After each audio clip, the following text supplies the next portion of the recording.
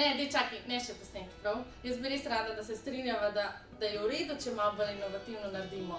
Da nisem vabljeni za 15. november se naučiti predstavljati svoje ideje.